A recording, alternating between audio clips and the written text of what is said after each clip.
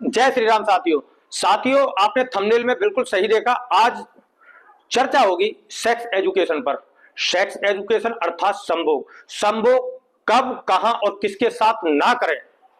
साथियों, आप सोच रहे होंगे कि यह हनुमान जी का साधक होकर इस विषय पर क्यों वीडियो बना रहा है। तो आपको बता दूं, यह विषय उतना ही आवश्यक है जितने कि अन्य विषय होते हैं।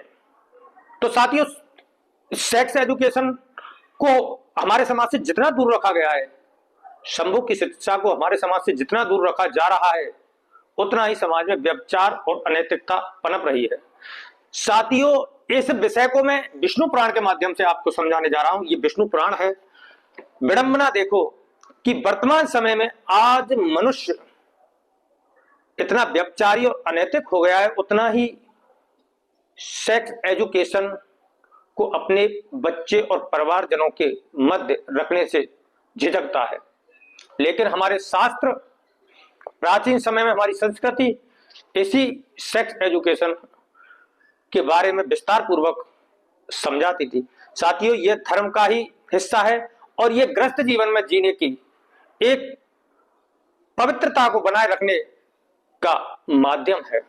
साथियों, विष्णु पुराण के अंदर तृतीय अंश में अध्याय 11 ग्रस्त संबंधी सदाचार वर्णन है और उसी के अंदर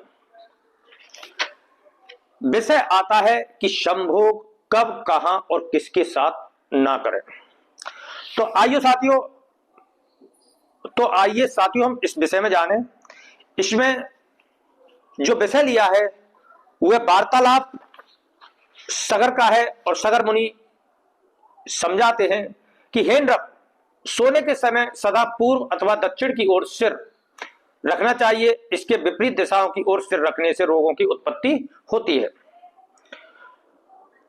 आगे लिखते हैं कि हे पृथ्वी पति, ऋतु काल में अपनी ही स्त्री के संग सेक्स करना उचित है। पुल्लिंग नक्षत्र में युग्म और उसमें भी पीछे की रात्रियों में शुभ अशुभ में स्त्री प्रसंग ना करें। किंतु यदि स्त्री अप्रसन्न, रोगड़ी, रजस्वला, निर्विलासिनी, क्रोधी, दुखनी अथवा गर्मी हो तो उसका संग ना करे। इसमें कह रहे हैं साथियों कि अगर स्त्री दुखी हो, गुस्से में हो, क्रोधी हो, रोगी हो, या जिसको मासिक चक्र बोलते हैं, मासिक चक्र आ रहा हो, तो उस समय सेक्स नहीं करना चाहिए। क्लियर लिखा हुआ है। साथियों, आगे जो लिखा है कि जो सीधे स्वभाव की ना हो, पराभिलाषिणी अथवा निराभिलाषिणी हो, क्षुद्रता हो, अधिक भोजन किए हुए हो अथवा परिस्त्री हो, उसके पास भी नहीं जाना चाहिए। साथियों, पुरुष को उचित है कि स्नान करने के अनंतर माला और गंध धारण कर काम और अनुरूप राग युक्त होकर स्त्री गमन करे। जिस समय अति भोजन किया हो अथवा क्षुधित हो, उस समय उसमें प्रवृत्त ना हो। अब दोस्तों, आपके बिल्कुल ये एक गृहस्थी की बात थी और बिल्कुल आगे सुनो, सावधानी पूर्वक वीडियो को स्किप करके मत देखना।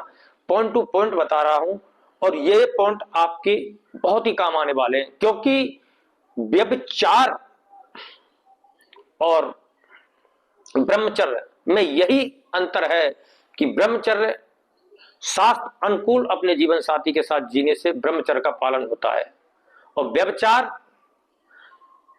आप समझते हो कि पशु व्रत जीवन जीने से व्यभिचार कहलाया जाता है।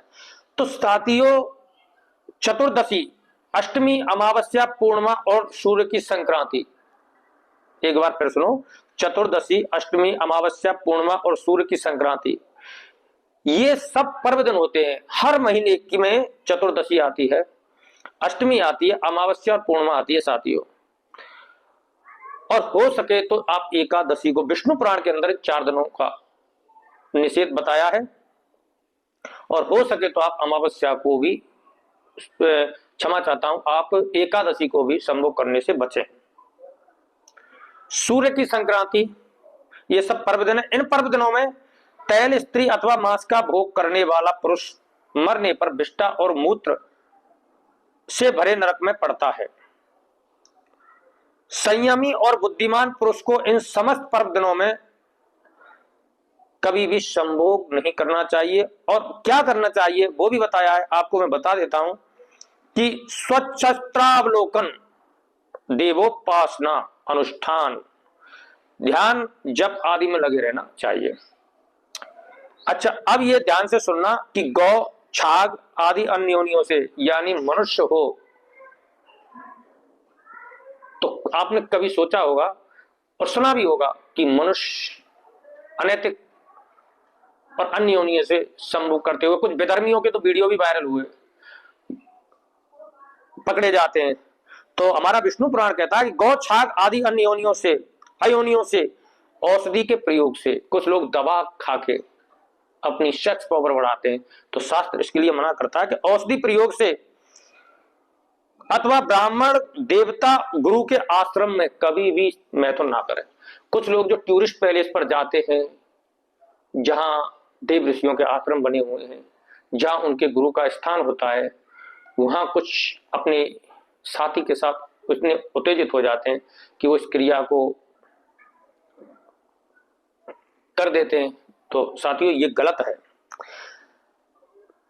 आगे कहा गया है कि चैत्य वृक्ष के नीचे, आंगन में, तीर्थ में, पशुशाला में, चौराहे पर, शमशान में, उपवन में अथवा जल में भी मैथुन करना उचित नहीं है।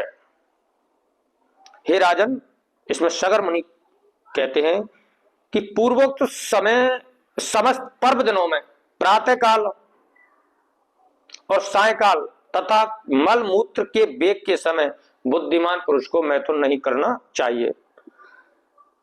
पर्व दिनों में स्त्री गमन करने से धन की हानि होती है। धन दिन में करने से पाप लगता है। पृथ्वी पर करने से रोग, पृथ्वी का मतलब समझ तो कि बिस्तर, बेड पर ना होकर जमीन में संभोग करने से रोग। और साथियों, पर स्त्री से तो वाणी से क्या, मन से भी अगर प्रसंग करें, कुछ उनसे प्रसंग, इसका मतलब होता है कि उनसे कुछ इस विषय में चिंतन करें, बात भी कर दे, तो अस्थि बंधन, ऐसा व्यक्ति में ऐसा कृत्य करने वाला व्यक्ति का अस्थि बंधन भी नहीं उड़ता, अर्थात उन्हें अस्थि शून्य कीट आदि होना पड़ता है। तो साथियों, ये विष्णु पुराण के माध्यम से मैंने आपको बताया है। इसमें आगे लिखा है कि पर स्त्री की आसक्ति पुरुष को इहलोक और परलोक दोनों जगह भय देने वाली होती है। इस लोक में उसकी आयु क्षीण हो जाती है और मरने पर वह नरक में जाता है।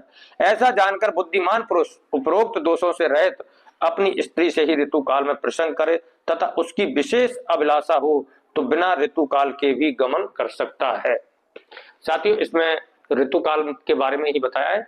अगर विशेष अभिलाषा हो, आजकल के खान पान भी ऐसे हैं, तो आप बिना ऋतु काल के भी कर सकते हो, लेकिन अपने जीवन साथी के साथ बताए हुए नियमों के साथ करोगे तो आपके जीवन में सुख समृद्धि आएगी। साथियों, ये ग्रस्त जीवन का एक हिस्सा है और इस हिस्से पर धर्म गुरुओं द्वारा शिक्षा देना आवश्यक है, लेकिन संकोचवश ऐसा नहीं दे पाते।